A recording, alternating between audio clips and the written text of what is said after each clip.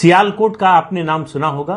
पाकिस्तान का जो पंजाब है, उस पंजाब प्रांत है, उसका एक जिला है सियालकोट। लाहौर से उसकी दूरी है 135 किलोमीटर और जम्मू से सिर्फ 42 किलोमीटर। गोपीनाथ बारदोलाई जो असम के बड़े नेता थे, देश के नेता थे, असम के खास तौर से बड़े नेताओं में थे, वो चाहते थे कि सियालकोट जो है वो भारत में रहे। जब भारत पाकिस्तान का बंटवारा हो रहा था, देश का बंटवारा हो रहा था कहना चाहिए, उस समय वो चाहते थे। वो सियालकोट उस समय हिंदू बहुल या हिंदू बहुसंख्यक जनसंख्या वाला इलाका था। फिर भी तय हुआ कि इसका फैसला जनमत संग्रह से होगा। जनमत संग्रह की तारीख तय हो गई, वोट का तरीका तय हो गया और तारीख और जो है समय तय हो गया। फिर कुछ लोग थे जो लाइनों को देखते रहे, इस इंतजार में थोड़ी देर खड़े रहे कि शायद ये लाइन छोटी हो जाए, शायद कम हो जाए, जल्दी वोट देने का मौका आ जाए तो वोट देकर जाएंगे। लेकिन वो भी थोड़ी देर बाद थक गए या कहिए उनको अपने आराम की याद आ गई, वो भी लाइनें छोड़कर जो है या लाइन में शामिल हुए बिना वो घर लौट गए, वोट नहीं दिया। इस जनमत संग्रह का नतीजा ये आया कि 55,000 मतों से ये प्रस्ताव पास हुआ कि सियालकोट को पाकिस्तान में शामिल किया जाए। सियालकोट भारत में शामिल होते होते पाकिस्तान में चला गया। मालूम है क्यों? 1 लाख हिंदुओं ने वोट नहीं किया। उस समय सियालकोट में हिंदुओं की कुल आबादी थी 2,31,000, 2,31,000। उसमें से 1 लाख ने वोट नहीं दिया। 55,000 से यह प्रस्ताव गिर गया। उसके बाद आपको याद होगा कि 1946 का 16 अगस्त का दिन, जब जिन्ना ने डायरेक्ट एक्शन की कॉल दी, जब डायरेक्ट एक्शन की कॉल दी तो उसका कहर जो है वो सियालकोट में भी बरपा।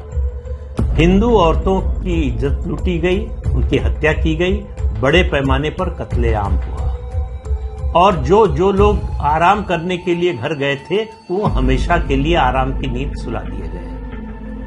और 1951 यानी ये 1941 के सेंसस की फिगर बताई मैंने, 2,31,000 हिंदू पॉपुलेशन थी और 1951 यानी 10 साल बाद जब सेंसस हुआ, और जब ये मैं बता रहा हूँ 1941 के सेंसस के आधार पर, तो 1946 की बात कर रहा हूँ। 1951 में जो सेंसस हुआ उसके मुताबिक सियालकोट में हिंदुओं की आबादी केवल 10,000 बची, केवल 10,000 बची।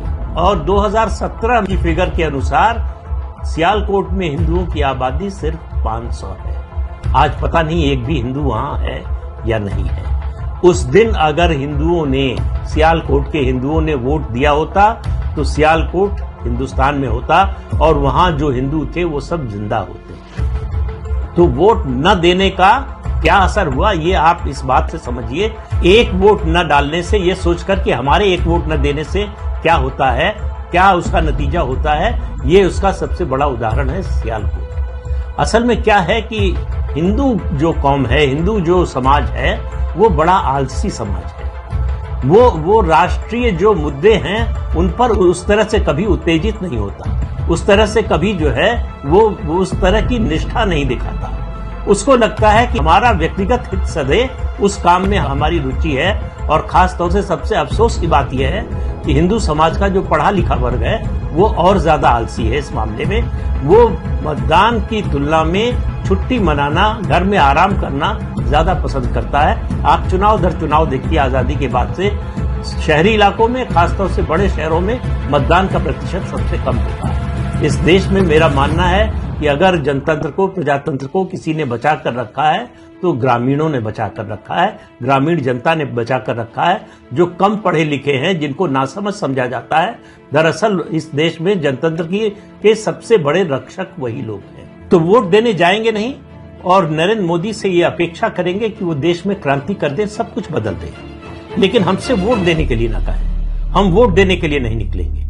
तो वोट न देने का क्या नतीजा होता है, अगर आपको आज समझ में नहीं आ रहा है तो कम से कम अतीत से, इतिहास से सबक सीखिए। एक वोट न देने से सियालकोट का क्या हुआ, सियालकोट के हिंदुओं का क्या हुआ, इससे अगर आप सबक नहीं ले सकते, इससे अगर आपको जमीनी हकीकत समझ में नहीं आती, तो आप अभिशप्त हैं उसी गति को प्राप्त करने के लिए जिस गति को सियालकोट के हिंदू प्राप्त किए। ये आज का जो दौर चल रहा है हिंदू पुनर्जागरण का दौर है, सनातन धर्म की पुनर्स्थापना का दौर है। इसमें मैं कहता हूं कि अगर आप नरेंद्र मोदी के खिलाफ हैं तो निकलकर उनके खिलाफ वोट दीजिए, लेकिन वोट दीजिए।